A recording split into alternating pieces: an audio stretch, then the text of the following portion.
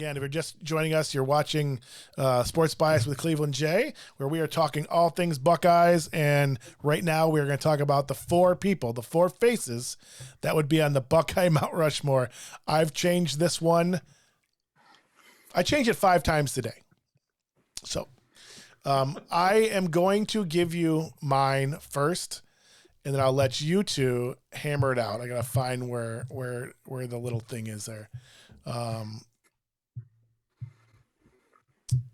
Or did I delete it? Did I delete it? I might have deleted it. I might have to retype it.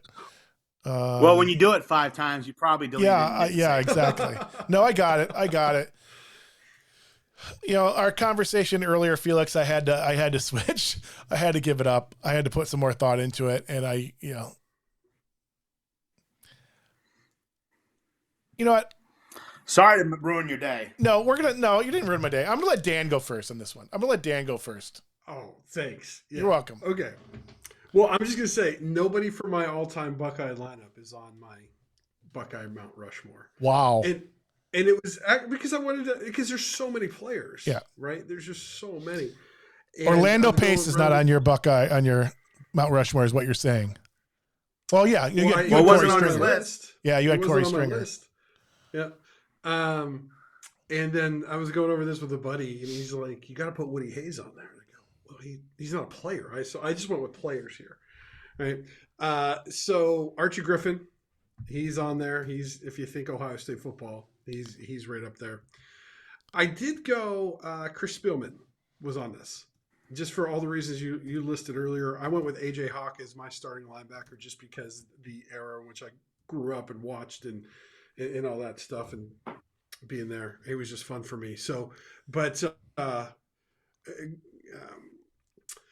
I actually went. So did you put Hawk on your? Is Hawk one of them? Hawk is not on the list. Okay. No. So we got Griffin and Spielman.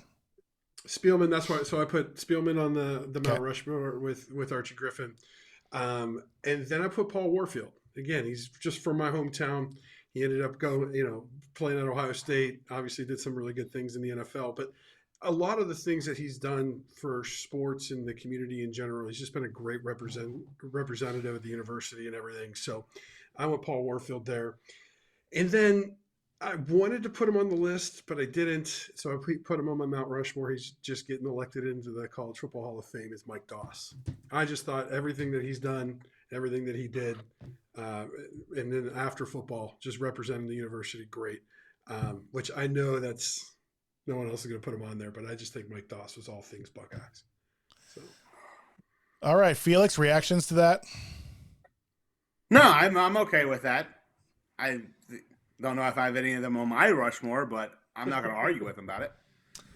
Yeah, I can't really either. I mean, Doss was up there too in my list as well. Paul Warfield, again, for the reasons you stated, Dan, probably more so than his playing. But he was a great receiver as well. He's one of those guys where I don't necessarily people think Ohio State. When people think of Paul Warfield, they think of his NFL career, but I can live with that. Felix, I already know 2 of Felix's, and so I'm going to put those on here. Well, hey, who knows if I've stuck with that? Okay. I can change mine too. All right, what do you got? If you changed yours 5, he changed his 6. No, I didn't change. So I'm gonna go in chronological order here, and I'm gonna start off with Chick Harley. Without Chick Harley, there's no Ohio State football as we know it. So I start with him. Second is gonna be Bill Willis for breaking the color barrier at Ohio State, being All-American and what he did.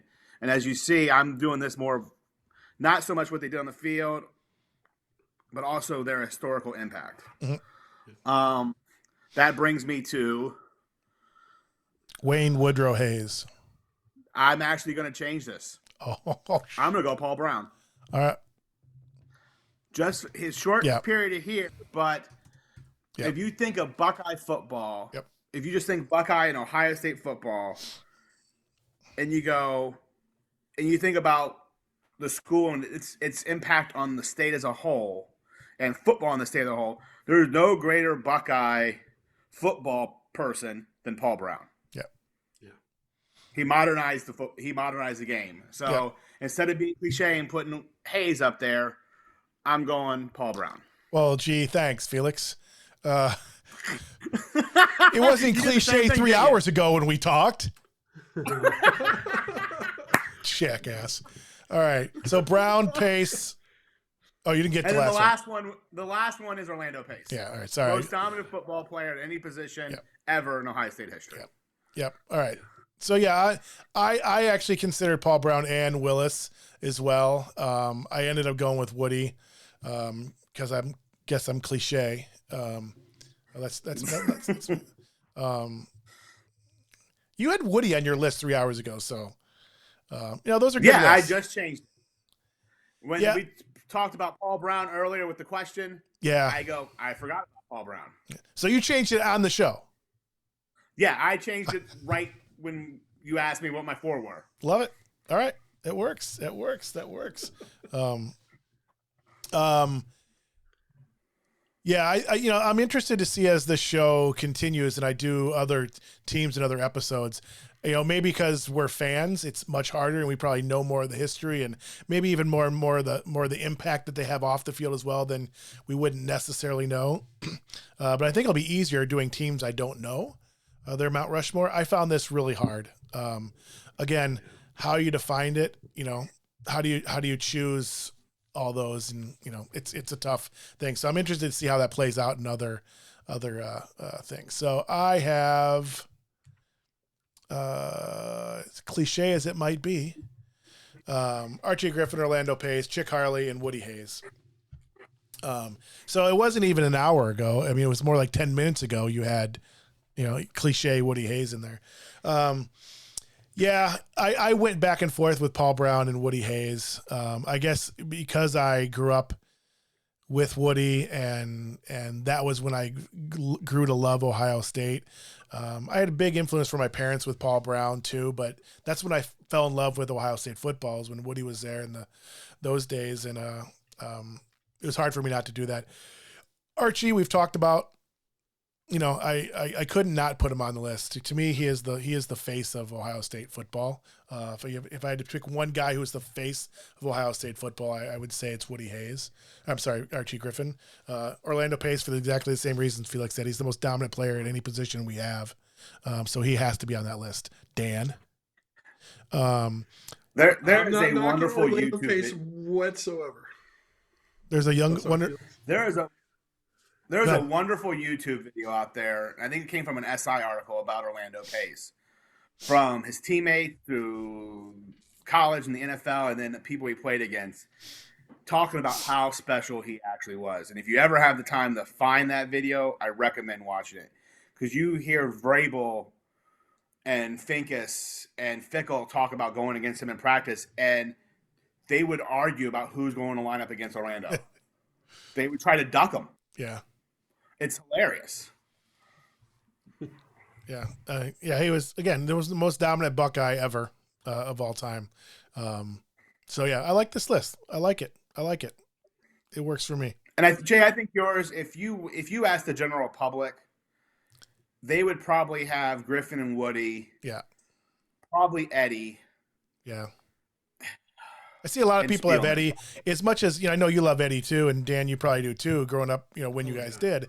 I love Eddie. I love Eddie. I remember his Heisman Trophy day. This is don't do this at home, kids. I wanted him to win the Heisman so bad. And I remember his freshman year and his sophomore year, the times he fumbled, and it was just like, it was so frustrating. And, he's in the doghouse, and seeing him come and do that is senior year, it was amazing.